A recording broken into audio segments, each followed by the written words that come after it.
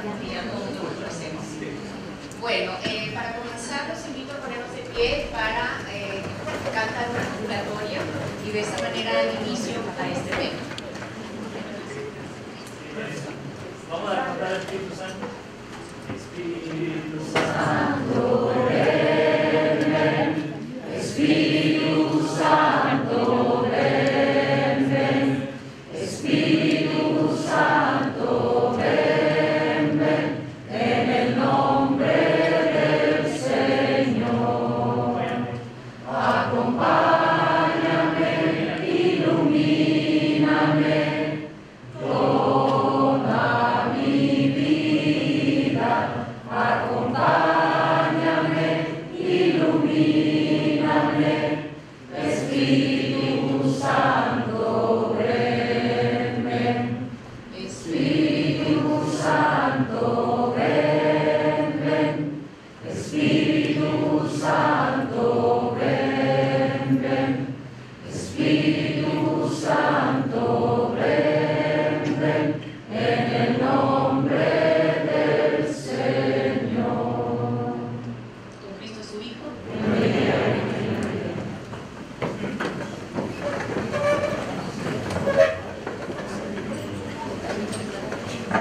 ¿Alguien quiere sentarse?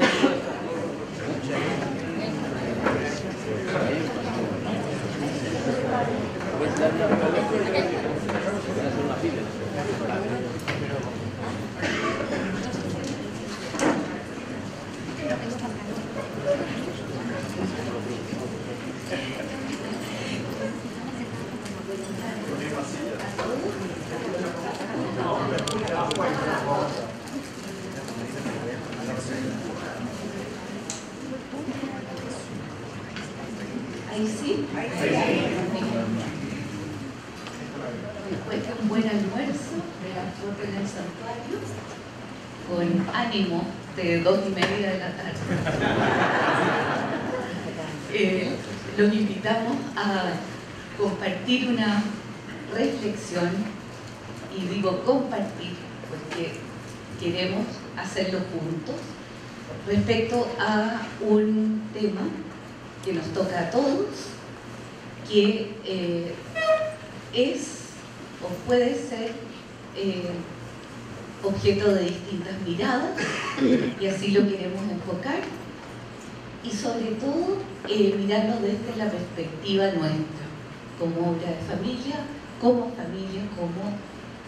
miembros de Schoenstatt, a ver qué también nos está diciendo Dios respecto a estas corrientes, tendencias de la época.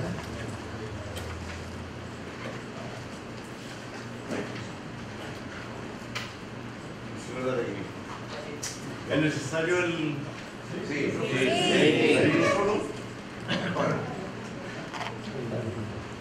Bueno, desde el año 95, poco antes en realidad, nos ha tocado estar tomando impulso al tema del género. Nos tocó participar en la 4ª conferencia de la mujer en Beijing, y ahí el título de esa conferencia era Igualdad, Desarrollo y Paz. Y prácticamente el 80% de la conferencia fue sobre igualdad. Y esa conferencia partió con una definición de la Santa Sede, que es la forma en que la Iglesia participa como gobierno en este foro internacional, tratando de definir que género era igual que sexo, por lo tanto masculino y femenino. Y todos dijeron sí, ni un problema, firmaron los acuerdos, y después ver ustedes que eso ha dado pie en 20 años para algo completamente distinto.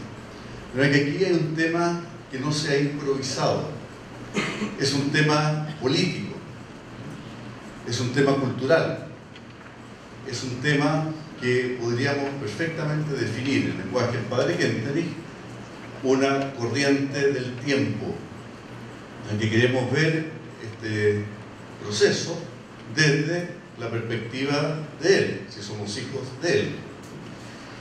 Y si seguimos su escuela, el padre, frente a una corriente del tiempo, en que hay muy posible y pedagógicamente bueno hacer un paralelo con la ideología que a él le tocó combatir en primer lugar, que fue la marxista y después el nazismo.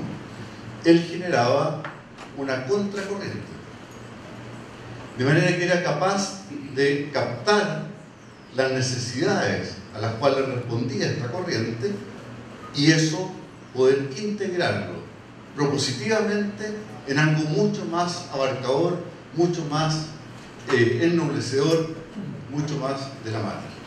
Esa es la estrategia del padre y esa es la tarea que vamos a terminar haciendo en este taller.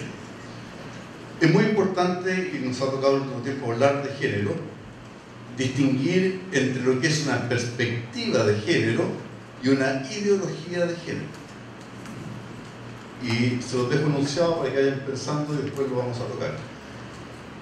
Y por otro lado, esto del género se ha transformado en una verdadera propuesta político, cultural, social, económica, etcétera, que no va a tener tiempo porque no encontráis un video que les quería mostrar, en lo que esto es concepto mío, derechos de género.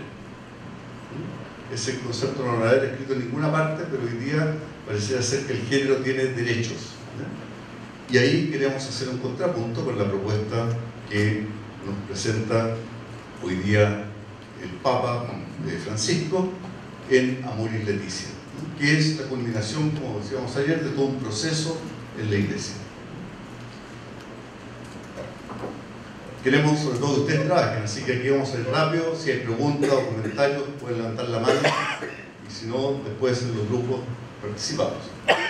Entonces, ¿cuál es el contenido de esta corriente del tiempo? El primer contenido fue el feminismo. No sé si tú quieres ahí, Pili, hablar un poco de la historia de esto. No nos da mucho para la historia, pero vale la pena, a ver si después lo podemos conversar. Pero el feminismo nace de una realidad, y eso lo sabemos. O sea, el papel de la mujer y la forma de incorporación de la mujer en el mundo del trabajo, la contraposición trabajo y familia, las condiciones en que trabajan las mujeres, el acceso a la educación, el acceso a un trabajo digno, en igualdad de condiciones que un varón. Antes, cuando nace la corriente feminista, el acceso al voto, a poder elegir sus autoridades, es decir, nace de elementos absolutamente objetivos, reales, y que presentaban numerosas preguntas a medida que la mujer se iba incorporando cada vez más a la vida social, cultural, educacional, política de sus respectivos países.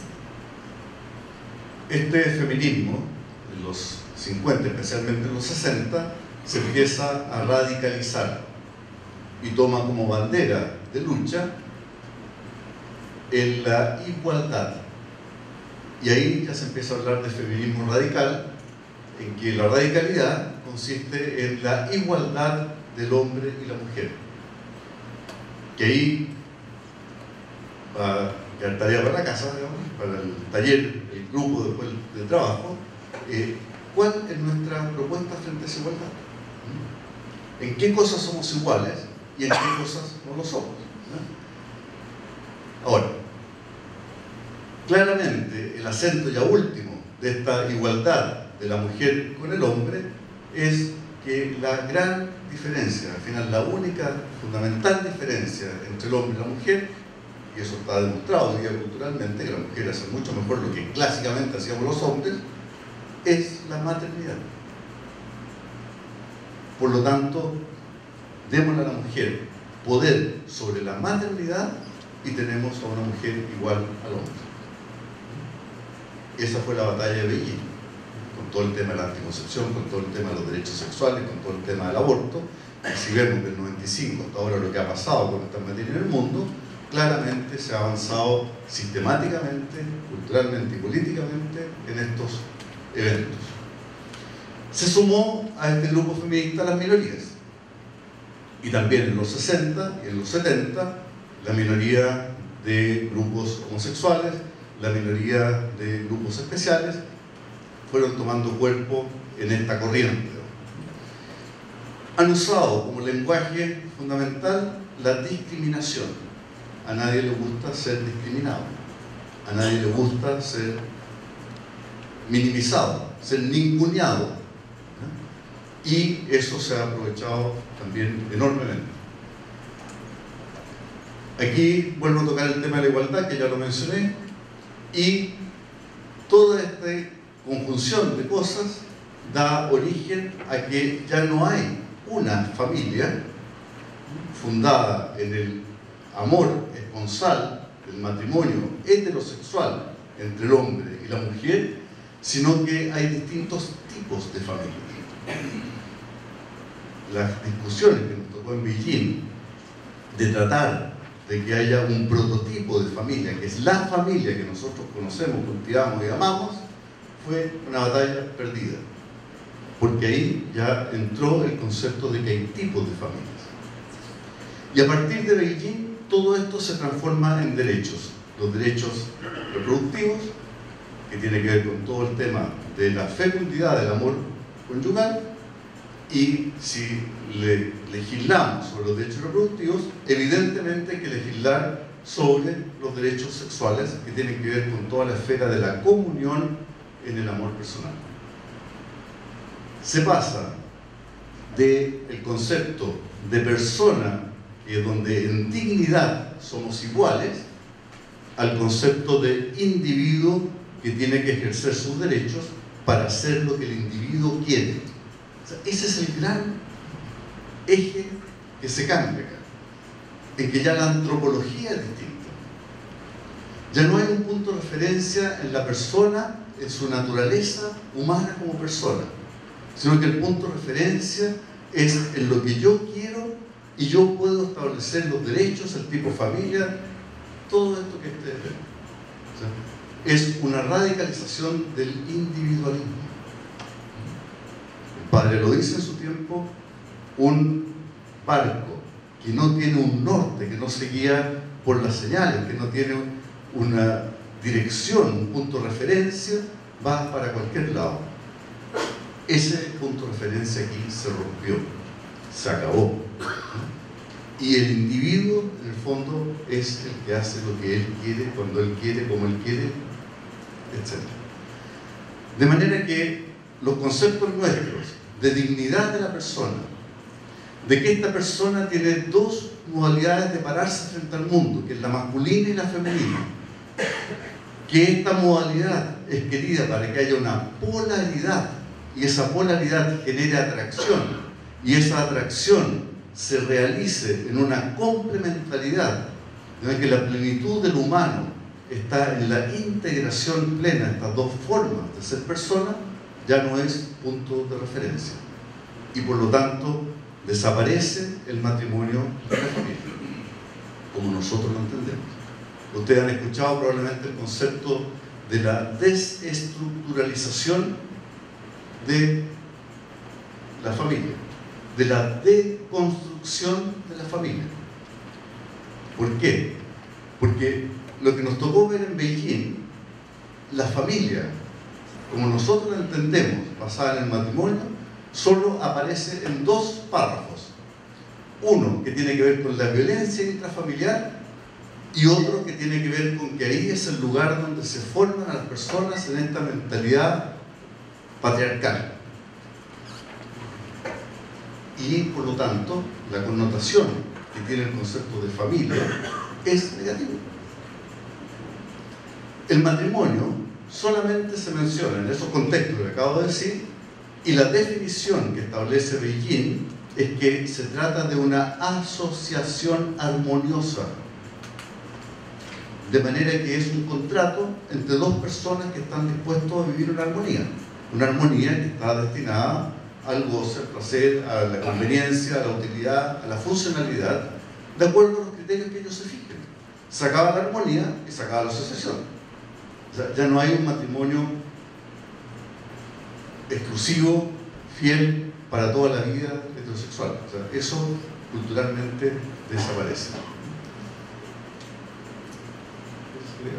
aquí ya estamos entrando a la última, en que ¿cómo se estructuró esta propuesta?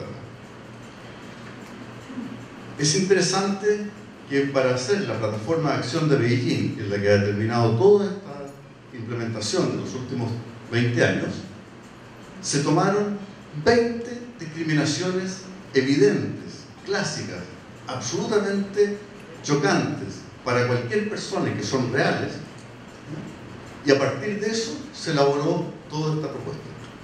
O sea, fue una reacción a hechos reales, a lo que podríamos llamar que existe en el tiempo, que están dados que lloran y gritan por sí mismos. Desde cosas tan evidentes como es la violencia intrafamiliar a cosas tan tremendas como es la mutilación genital en África a las mujeres para que lleguen vírgenes al matrimonio. Que se tomaron todos estos modelos y en base a eso se hizo una construcción, de manera que se pasó rápidamente de este feminismo positivo y esta perspectiva de género que plantea la Pili, que se usa como criterio para ver cómo se discrimina a la mujer en distintos segmentos del quehacer de la sociedad, digamos, solamente por el hecho de ser mujer. Lo más clásico en el ámbito laboral, en que para un mismo cargo, las mismas definiciones, las mismas responsabilidades, a la mujer se le paga menos que al varón.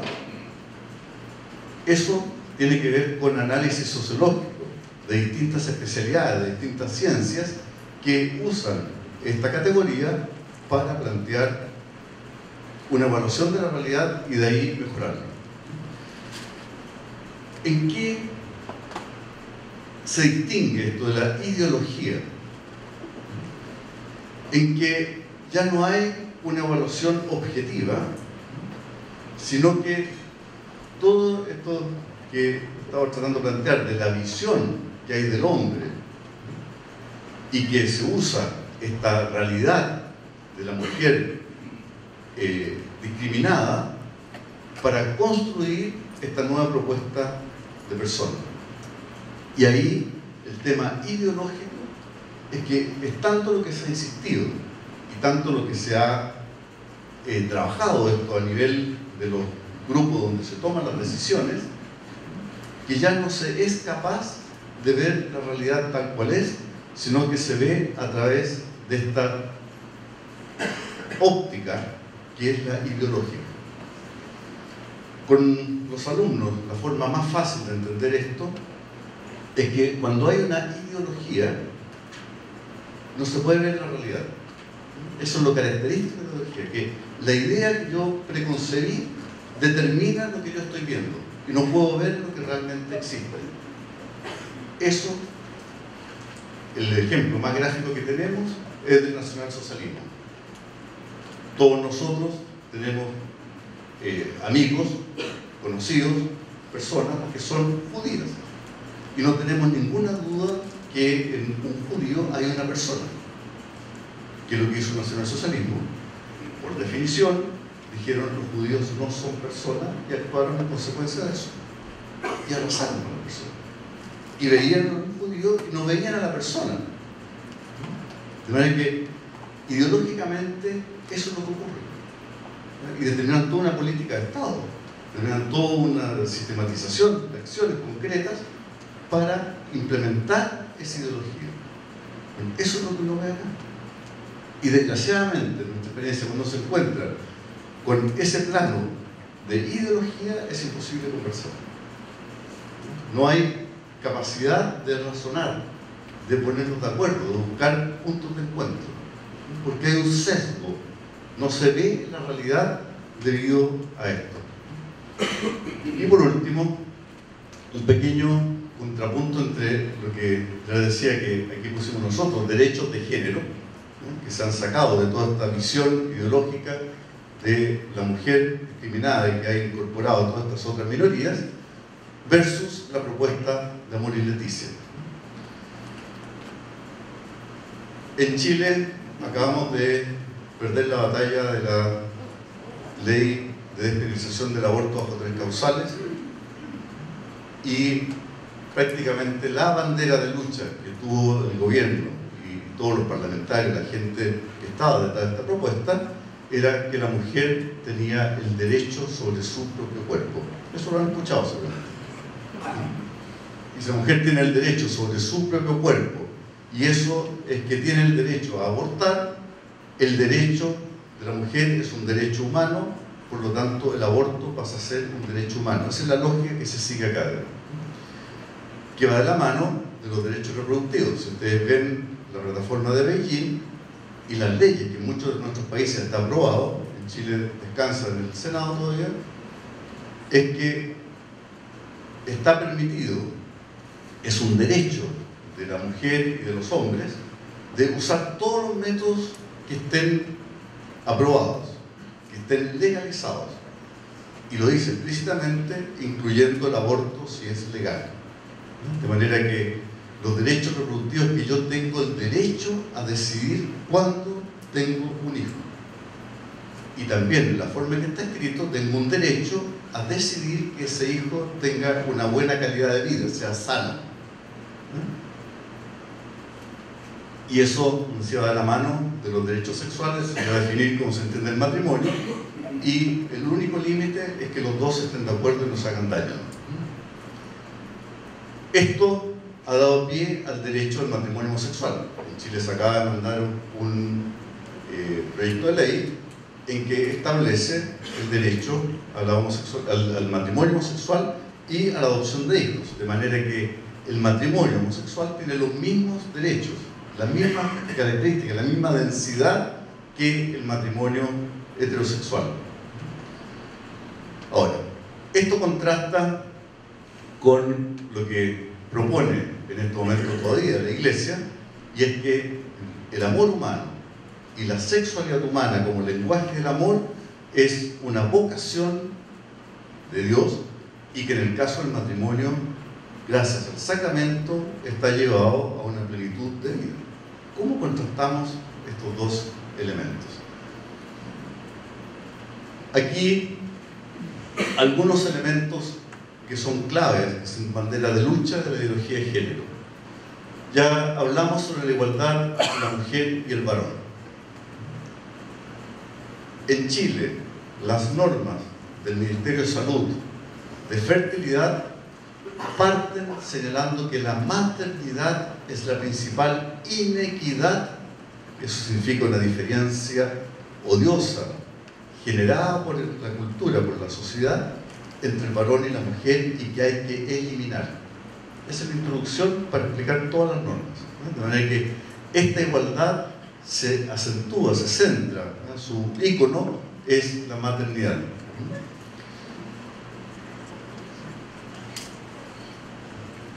Imagínense el año 95 en Pekín, cuarta conferencia de la mujer, miles de mujeres, representantes de todo el mundo, detrás de las delegaciones de su gobierno, fundamentalmente mujeres. Varones eran muy pocos, y nosotros creo que éramos el único matrimonio en la conferencia. Por lo tanto, yo era una mujer absolutamente sometida, porque con el marido al lado, o sea, era muy mal mirado como parte de la delegación de la Santa Sede. Escuchar hablar a esas mismas mujeres sobre la maternidad, de verdad que apretaba el corazón, porque pensábamos, ¿cuántas de ellas son mamás? La mayoría. Después, conversando con ellas, señoras de África, de Asia, de distintos países, eran mamás. La mayoría eran casadas o tenían pareja. Y sin embargo, en la testera y en el momento de votar las resoluciones, aparece la maternidad como la principal fuente de inequidad, lo que impide que nosotros las mujeres logremos tener independencia, podamos trabajar, podamos hacer opciones libres, etc. Entonces, ¿cómo conjugar esa realidad con esta idea? ¿Se dan cuenta de lo difícil de una ideología que nos pone anteojeras? No solo anteojos, anteojos nos pone una perspectiva. Cuando nosotros decimos un estudio con perspectiva de género, es que yo me pongo los anteojos y miro esta realidad histórica, por lo que hay estudios preciosos, por lo demás, desde la perspectiva de la mujer, por ejemplo. Y se han descubierto cosas fantásticas de la mujer en la Edad Media y mil cosas que echan por el suelo las teorías típicas del sometimiento de la mujer y muchas cosas. Perspectiva, me pongo los anteojos, pero una ideología me pone anteojera, ¿se entiende? Como a los caballitos. A los caballos no quiere que vayan para allá y no miren para el lado. Bueno, eso nos tocó vivirlo, y vivirlo muy fuerte también respecto a la paternidad. Porque resulta que si las mujeres, como se planteaba ahí, que aparece en muchos de los documentos, tenemos el derecho sobre nuestro propio cuerpo, no necesitamos papá. ¿Cuál es el rol del varón si yo, mujer, quiero ser absolutamente autónoma, independiente en todo orden de cosas, especialmente en el ámbito de la complementación? Entonces, son los temas gruesos y vamos contrastándolo también con lo nuestro. Ya que la Pili nos recordó ahí Beijing, era también impresionante en la conferencia de Beijing que nosotros, que éramos el único matrimonio, además los únicos latinoamericanos, teníamos como tarea dentro de la conferencia ver qué pensaban los países latinoamericanos respecto a lo que se estaba discutiendo, ¿no? Y ver si en algunos puntos podíamos encontrar apoyo a lo que estaba proponiendo la Santa Sede. Claro, la delegación de la Santa Sede, porque éramos un poquitito, un grupo chico, eligieron a una mujer por cada continente. Esa era la delegación de la Santa Sede. De Chile fue un 80 personas, 100, no sé, para que vean la diferencia. Y nos encontramos con que prácticamente la mayoría de las mujeres latinoamericanas que estaban ahí en la conferencia comulgaban 100% con lo que estábamos planteando. Pero la negociadora del grupo tenía esta visión ideológica. Y esa es la que tenía el poder de voto. Lo mismo en Chile. O sea, aquí hubo un trabajo sistemático, político, económico, de hormiga durante muchos años, de juntar en esa conferencia a las personas que comulgaban con esta ideología y aprobar esto. Otro ejemplo concreto. A la vuelta nos tocó conocer la realidad de Paraguay, aquí en Paraguay, ¿no es cierto?, que tenían una fundación que se dedicaba a hacer textos de colegio de educación para distintas escuelas. ¿Correcto? Bueno, estos textos que ya tenían hecho y estaban financiados por el Banco Mundial, tuvieron que sacarlos todos porque tenían contenidos sexistas. Habían estereotipos de varón y de mujer, y lo que ya estaba hecho tuvieron que sacarlo y poner otros contenidos, de manera que el tema de la educación ya del año 95 sistemáticamente está cambiando.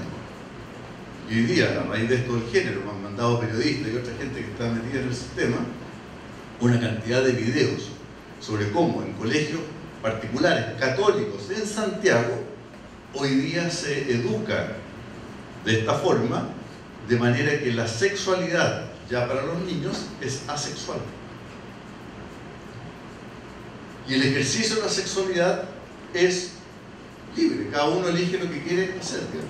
Esos son los contenidos de la educación en este minuto en colegios católicos particulares en Santiago. De manera que el tema, ya vimos Sesión Armoniosa, ya vimos los derechos sobre el propio cuerpo, ya hablamos de derechos reproductivos y sexuales. El tema de la educación es un capítulo que hoy día ya se está notando. Comentábamos en la mesa ahí de una encuesta que se hizo en matrimonio de Schoenstatt, qué piensan los hijos de esto. Y el 40% está de acuerdo a la convivencia y al ejercicio, la práctica de la homosexualidad. ¿Por qué lo llevan nuestros hijos? Porque ya en la educación eso está. Hablando con nuestros hijos a raíz de un taller de género la semana pasada y esto, le preguntamos, ellos salieron ya, la menor hace 10 años en colegio, en su tiempo no era tema, pero hoy día lo es. Hoy día en los colegios este tema de la identidad sexual, de la orientación sexual, de la tendencia sexual, está secadamente educado y dirigido por los programas de educación centrales que vienen con esta ideología. Y eso va a cambiar el panorama. Eso de todas maneras va a ir contra los cimientos que nosotros estamos construyendo nuestra propia realidad. O sea, a nuestros hijos, a nuestros nietos les va a tocar vivir una realidad absolutamente distinta. Bueno, ese es el tema de la ideología, ¿no? De cómo va cambiando la forma de pensar, la forma de actuar, la forma de relacionarse entre las personas. Ahora, aquí estratégicamente está en blanco el contrapunto, porque si no hay preguntas, esa es la tarea para el taller. El padre Kennedy, frente a una corriente del tiempo, generaba una contracorriente.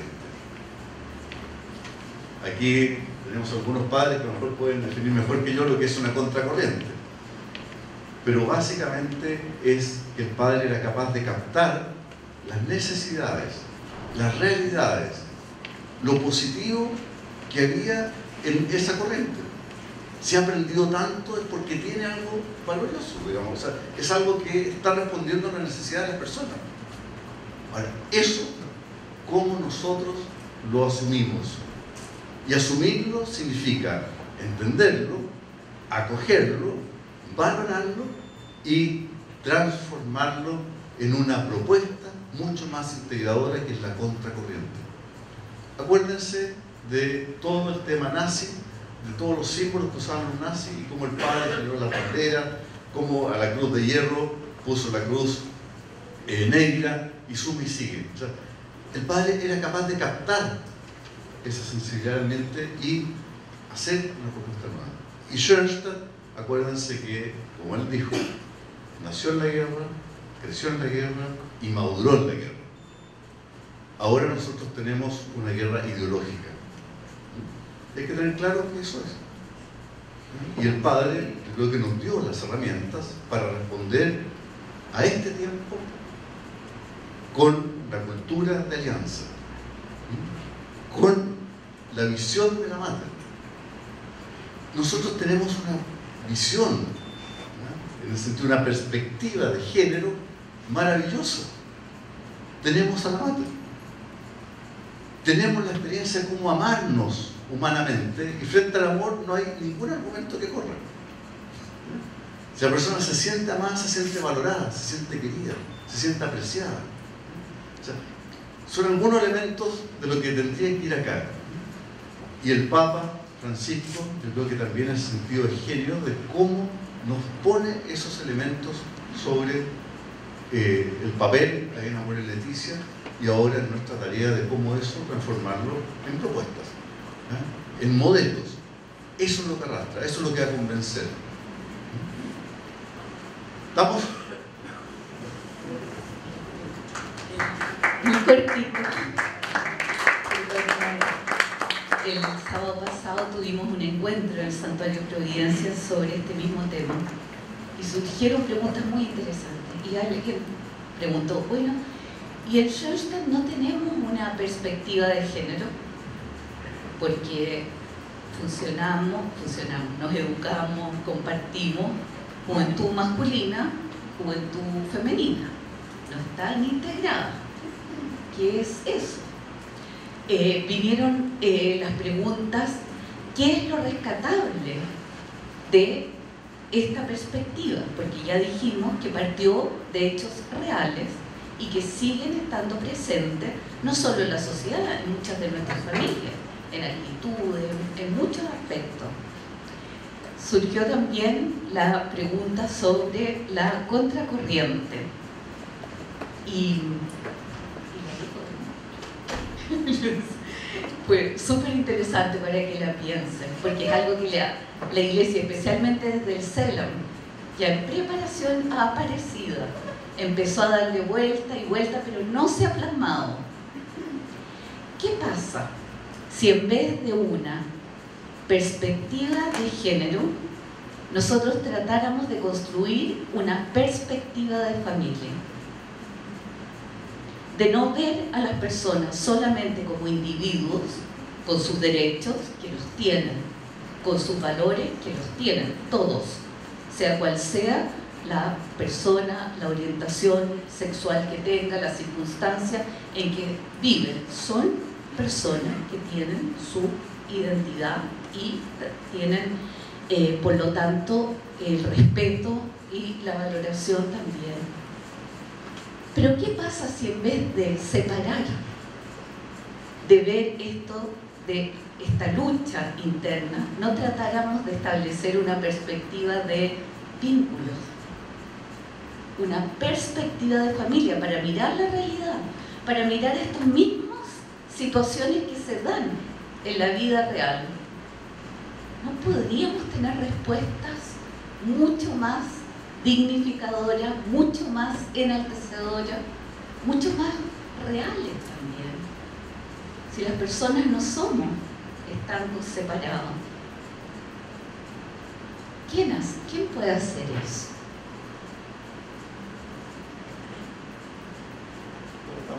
Preguntas para el grupo, aquí las tienen.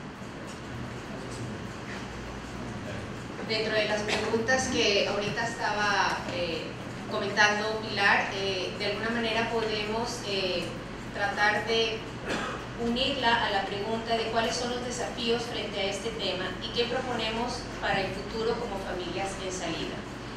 Como estamos un poquito estrechos de espacio, les propongo que la primera fila de ambos lados se dé la media vuelta, la tercera a la vuelta, entonces trabajamos como quien dice fila a fila. Y lo que están en los... No podrían ellos dar esa perspectiva, ya que nosotros tenemos muchas dudas. Entonces, ellos, que son los que más cambiaron, no sé si están todos de acuerdo, ¿verdad? Cambiaron la modalidad de la charla, y ellos nos presentan la perspectiva para que nosotros sepamos, porque nosotros no sabemos. A nosotros nos parece sumamente interesante y de un valor extremo la presencia de ellos como orientadores para todas estas familias. Entonces también propongo concretamente cambiar la modalidad de la charla y que ellos escojan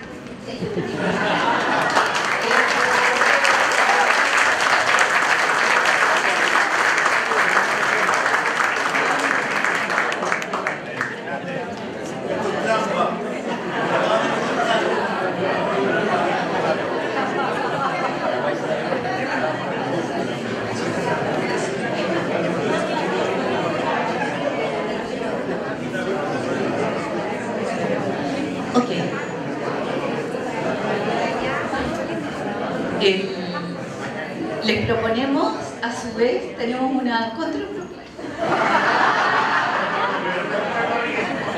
No, de verdad.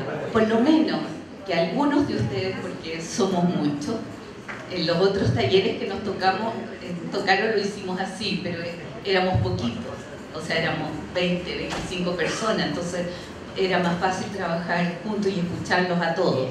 Pero algunos de ustedes, brevemente, pero que nos cuenten por qué eligieron este taller, habiendo otros tremendamente interesantes. Mientras lo piensan, marqué aquí 20 minutos, para nos queden 10 minutos después para juntos responder la respuesta del taller al Congreso.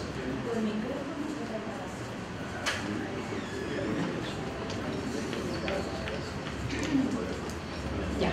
Yo quise venir a este taller porque tengo hijos adolescentes entre 21 y 17 años, porque la realidad, como se les ha presentado a ellos, la forma en que se ha educado, tal como ustedes lo pusieron, es totalmente distinto a cómo fuimos educados nosotros, a lo que nosotros se nos mostró, a la vida que estamos llevando hoy día. Y eso, estamos insertos en una nueva realidad y queremos tener herramientas como papás y como educadores en esta materia.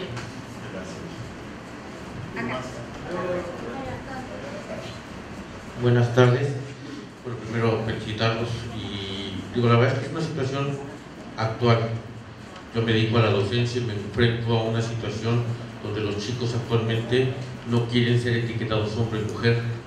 Las modas, hace unos días, antier, estábamos viendo una revista donde un perfume dice ya no es para hombre, ya no es para mujer, es unisex. Entonces es una realidad a la que nos tenemos que enfrentar y tenemos que tener herramientas para poder contraatacar. Hola, mira, mi nombre es Jean-Piero. Yo vine a este taller porque este año en misiones familiares se tocaron estos temas y la verdad que yo quedé muy sorprendido, con el corazón muy apretado al escuchar a los jóvenes. Estamos hablando de jóvenes entre 15 años y aproximadamente 20 años, o 24 los más grandes. Y resulta de que me di cuenta de que el pensamiento de ellos era radicalmente distinto a lo que yo pensaba, a lo que yo quise y he querido siempre transmitirle a mis hijas, que también son adolescentes, un poco mayores algunas, y me sentí profundamente ignorante en el tema. Yo, por supuesto, di mi opinión, la verdad que sentí que con ello movía algunos corazones, porque en una actividad que se hace en misiones familiares, al final, los chicos pueden exponer abiertamente las vivencias que han tenido, una actividad que le llamamos el corazón abierto. Y una de las chicas, que era de las más como polémicas en este tema, dijo, la verdad que yo no había visto las cosas de la perspectiva que ustedes la plantearon y me movieron el piso. Yo salí profundamente satisfecho con eso, pero sentí que hablé desde una perspectiva absolutamente ignorante. Por eso estoy aquí.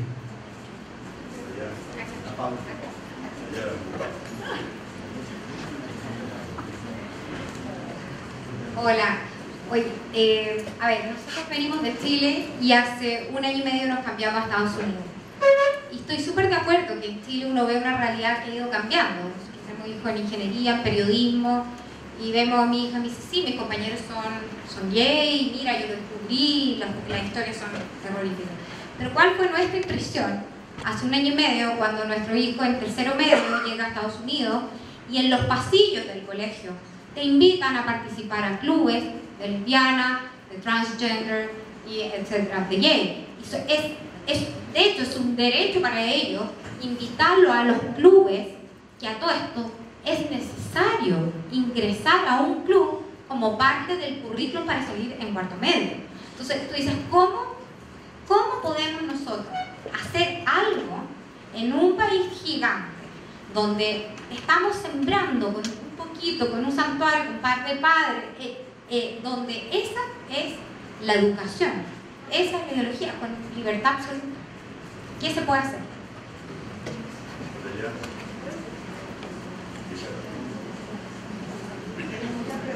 Bien, yo vengo de Paraguay y por varias razones elegimos con mi esposo este taller. Una de ellas, trabajamos como asesores laicos de la Liga con matrimonios muy jóvenes que están ingresando y que necesitan conocer y se declaran también ignorantes igual que nosotros. Por otro lado, en nuestra propia familia tenemos un hijo que apoya esto y la otra que está en contra, y nosotros estamos en el medio, es una realidad. Otra hija que está en el movimiento de Schoenstein, está en el Instituto de Familias y lo vive en los Estados Unidos, y dice que no me preocupen mucho por eso, gracias a Dios, ojalá ellos tengan la formación y el apoyo, pero yo tengo que soportar los amigos de ellos, que son o gay o etcétera, etcétera. Entonces tenemos muchas necesidades de escuchar y de llevar alguna respuesta a través de esto. Gracias. Y 3 pedidas de mano, 4 y terminemos para poder contestar.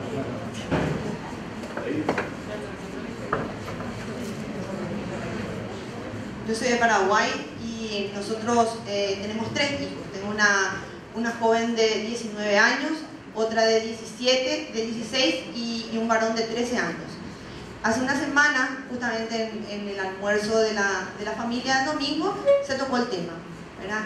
Y mis hijos son todos de colegios católicos, son bien formados, son líderes en los lugares en donde están. Y ellos tienen una aprobación a esto, les parece normal, ¿verdad? O sea que hay que aceptar todas estas luchas, ¿verdad? Y les parece que está bien, cada uno tiene que hacer lo que quiere. Y entonces la discusión aquí con su papá tratamos de cambiar eso y hacerle ver la perspectiva cristiana, la perspectiva de familia, pero creemos que nos falta muchísimo por enseñarles.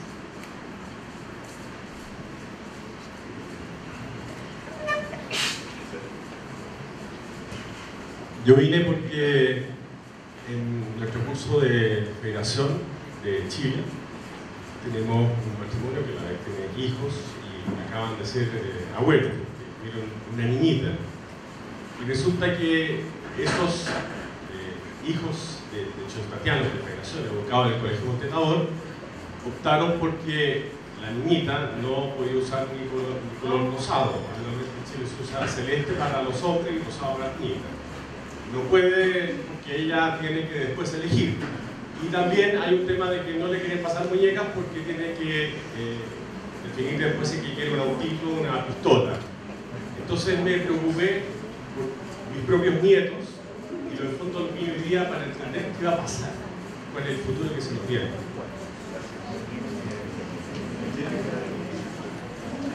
Também compartilho com muitas colocações que por conta dos filhos que temos, mas também vim porque muitas vezes quando nos damos conta do tamanho da ideologia e do tamanho das ações que fazem, nos sentimos muito débeis, muito fracos e não sabemos por onde começar para lutar contra. Hola, soy de Argentina.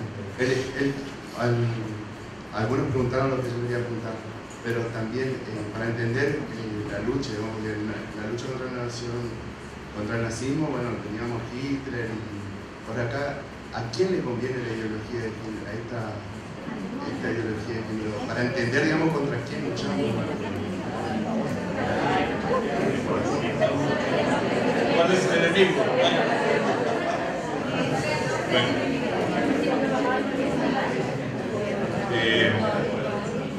Primero un ánimo, nos tocó a nosotros vivir esto, y esa era una hormiga dentro de esta conferencia de Beijing. Y en un momento la discusión era tan fuerte y tan loco, digamos, lo que estaba proponiendo, especialmente el tema de la sexualidad, que el presidente y el jefe del capo, el señor Martino, el cardenal, que era el representante del Vaticano en las Naciones Unidas, o sea, se manejaba en el mundo diplomático, nos preguntó a toda la delegación qué hacíamos con esto. Y la mayoría dijimos, esto no se puede aprobar, esto no se puede hacer nada, digamos, o sea, esto ya está podrido, digamos, o sea, esto es parte de una antropología errada, digamos, aquí no se saca nada. Y bueno, eso fue lo que él le transmitió al Papa.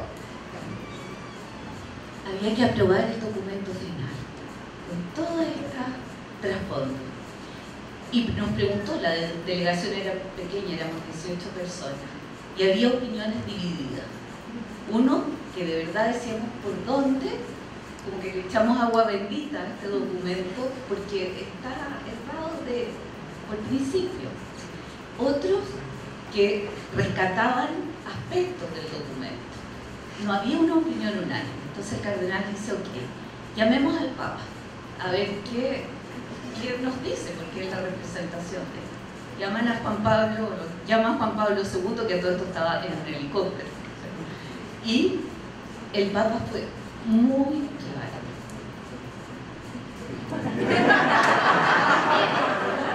La memoria.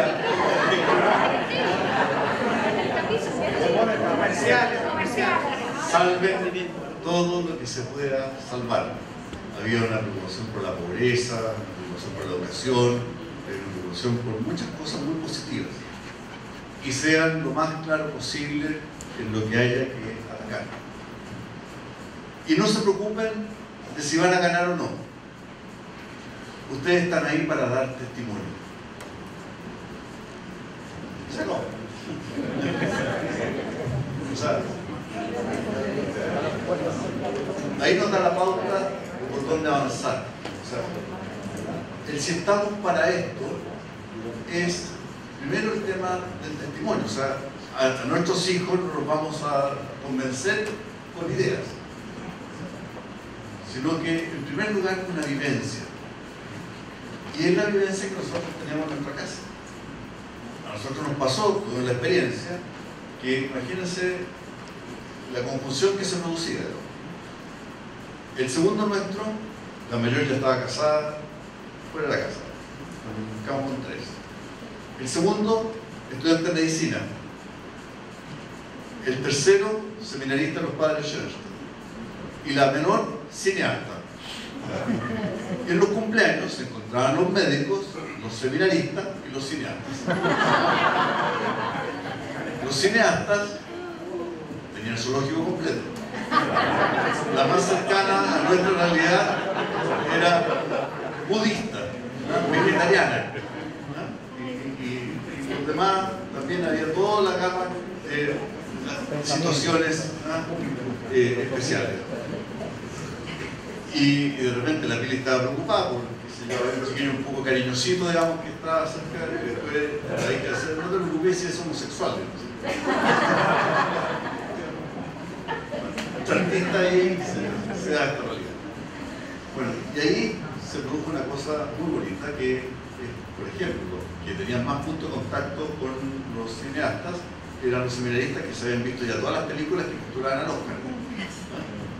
Y siempre hay punto de contacto, o sea, siempre hay algo humano rescatable.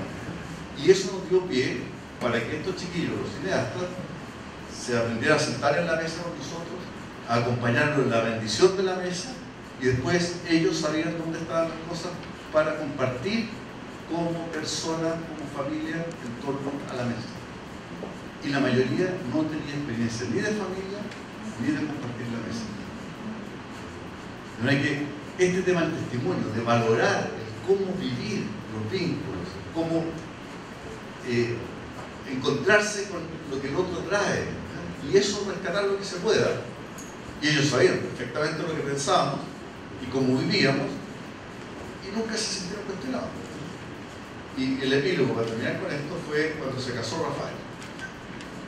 Se casó en Bellavista, en la misma iglesia del Espíritu Santo, nosotros nos casamos. Ahí el padre Pato, no te dejo en la Valentina. Pero el padre Rafa estuvo ahí testigo. Y el segundo. No. El seminarista está por ordenarse, según él, en el 2019. Pero se casó el segundo. Y la hija invitó a sus amigos cineastas y tenían una mesa cineasta. Y ellos, lógicamente, el regalo que le hicieron fue una película de la misa y una película de la fiesta. Todavía no han parido ninguna de las dos, pero... Ahora, ¿qué fue lo genial? Que grabaron la misa como a 5 cámaras. Y por lo tanto, como cineastas, estaban pendientes técnicamente de lo que estaba pasando.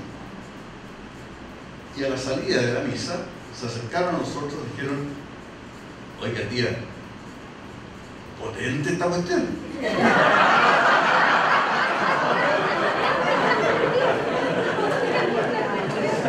Nos dimos cuenta que era el primer matrimonio católico que asistían. Y con ojo cineasta, la locación se pasó.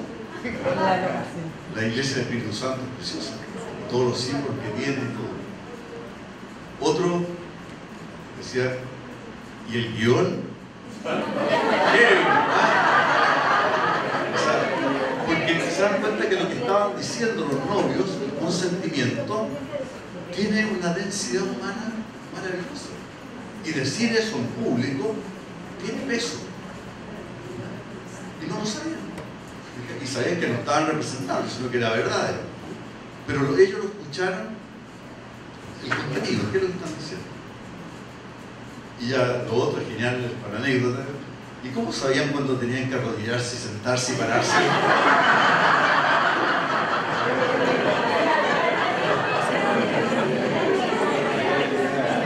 Esto que parece anecdótico, a nosotros nos dejó pensando mucho, porque esto fue hace 2 años, 5 años. 5 años atrás, Santiago de Chile, país cada vez menos católico, pero suponemos, con una cultura católica, con familia, en todas las situaciones de familia, pero que todavía hay una valoración fuerte por la familia. Y sin embargo, estos chiquillos no tenían la experiencia. ¿Captan a lo que vamos? Aquí hay una carencia enorme de vivencias diferentes, que no sean la propaganda o la moda o lo que se supone que hoy día es correcto, porque nosotros somos los que estamos mal. ¿Cuántas veces nos han dicho? Ustedes son los excluyentes, ustedes son los no tolerantes, ¿cierto? Entonces, ¿cómo poder propiciar a partir de nuestra familia, de nuestro hogar, estas vivencias? Que entre como por los poros, que hay algo tan propositivo, tan lindo en el hecho de ser varón, en el hecho de ser mujer, en el hecho de poder complementarlo. Y esto sin descalificar o mirar en menos y menos juzgar a las personas que tienen una orientación sexual diferente. Nosotros aprendimos con estos chiquillos, para empezar eran creativos fantásticos, extraordinarios, de verdad. Aprendimos a quererlos mucho, a respetarnos mutuamente, pero lo que ellos nos han dicho a través de los años, cómo les ha ayudado también para ampliar su mundo. Ese es un punto. Ese punto tal vez lo podemos resumir en el dar testimonio, en mostrar la belleza, la alegría del amor.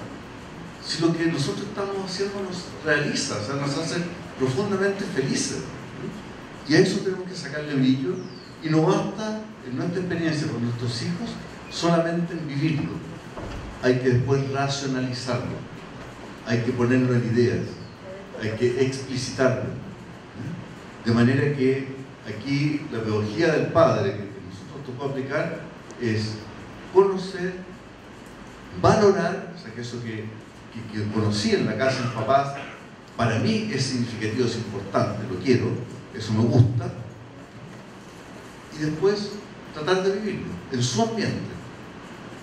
Y nuestros hijos, eso fue lo que les pedimos, y ahí, haciendo alusión a todo el club del colegio, también ahí terminaron formando su propio club.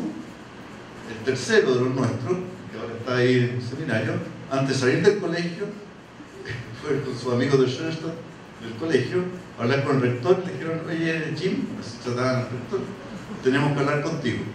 Sí, ¿de qué se trata? No, hemos llegado a la conclusión que a este colegio le falta Dios. Conocía a Francisco, digamos. El rector se sentó entonces y dijo: a mí también me interesa eso. ¿Y qué es lo que hicieron? Le vendieron al rector una misión dentro del colegio con toda la metodología de la misión de Schoenstatt, de los pioneros, pero con la espiritualidad de la Holy Cross. Y el cura se lo compró, invitó a una psicóloga que conocía toda la cosa de la comunidad, le pusieron los contenidos y le hicieron. O sea, hay que tomar la iniciativa. O sea, uno puede tener una propuesta distinta. Y nuestros hijos, si uno los apoya, se la juegan. O sea, en ese sentido, hay que buscar en el mismo lenguaje, en las mismas categorías que usan nuestros hijos, de cómo apoyarlos a que ellos tomen la iniciativa y muestren claramente una propuesta distinta. Otra beta.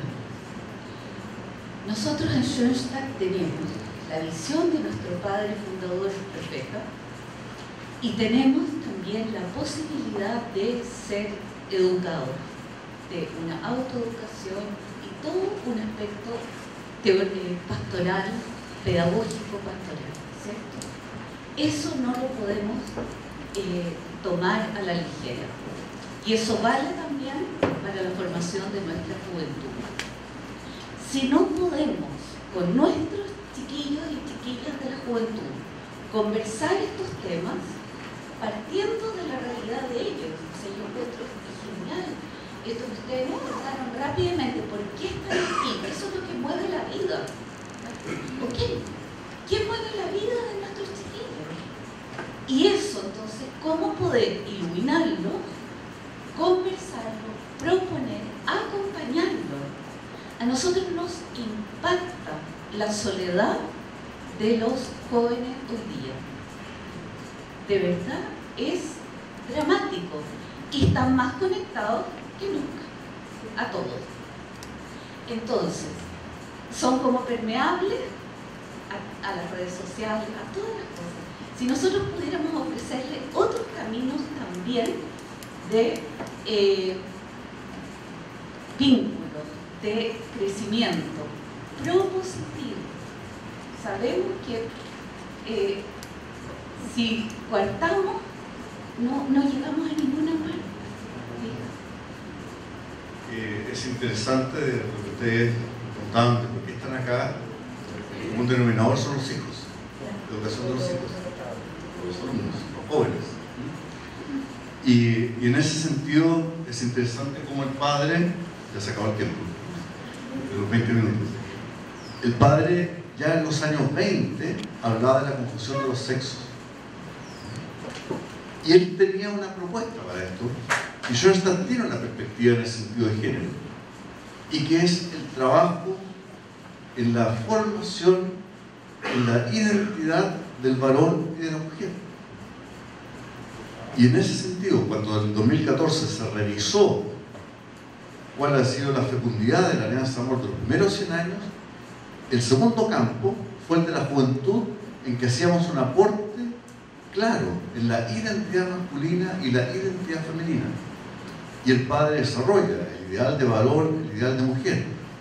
Hoy día eso es políticamente incorrecto. Y si nosotros estudiamos lo que el padre hizo, cómo lo hizo, y repasamos lo que tuvimos la suerte de estar en la juventud de Schoenstatt, y ahí vivimos, eso hoy día vale oro. Y podemos dar testimonio de eso. Perdón que me largue un minuto. ¿Cómo podemos traducir este legado del padre a palabras, lenguaje que hoy día sea accesible y de entrada bien recibido? Les cuento una anécdota. Me acaba de contar una señora en Santiago de Chile, de la rama de señora, que estaba dirigiendo un grupo nuevo. Y la primera reunión del material que tenía hablaba de la mujer, como muchas veces lo han escuchado de nuestro padre, toda alma, toda entrega, toda. ¿Qué creen que provocó eso en las señoras? Un rechazo absoluto. Absoluto. Personas que no tienen formación schoenstattiana, vienen de la calle, de la cultura. Las mujeres hoy día no quieren ser toda alma, quieren ser todo cuerpo. O sea, ¿por qué? Ya están cansadas de ser inspiradoras y una serie de cosas. No, ellas quieren estar con los pies muy puestos en la tierra. Toda entrega. Fíjense, analicen. La palabra servicio prácticamente no se usa. Y tampoco en el ámbito eclesiástico. Yo trabajo en el Arzobispado de Santiago. No se imaginan lo que cuesta escribir algunos documentos. Porque el servicio, sobre todo asociado a la mujer, significa sometimiento para el lenguaje de hoy. Y toda pureza, ¿de qué estamos hablando? Entonces, ¿cómo podemos juntos descubrir este lenguaje, esta forma propositiva enaltecedora de proponer lo que nosotros creemos. No ser formalistas, por otro lado, como decía también el padre Humberto esta mañana, no conformarnos al final, o sea, todos los padres son misericordiosos, todo, pero al final no bajamos la guardia y decimos, más o menos, ¿se capta la diferencia? Yo creo que tenemos que terminar, pero cortito responder a estas preguntas de aquí. Con lo de la identidad de género yo no me preocuparía con los niños, porque con los nietos hemos estado observando cómo funciona la naturaleza humana, no hay ninguna duda de cómo funcionan las niñitas, cómo funcionan los varones, y que eso trae el disco duro de hoy, ¿no? Y es así, o sea, tenemos 6 nietos, ya la mayor tiene 9 años y el menor tiene 1 mes y algo, ¿no? Pero los que ya tienen más de 3 años han mostrado claramente su identidad y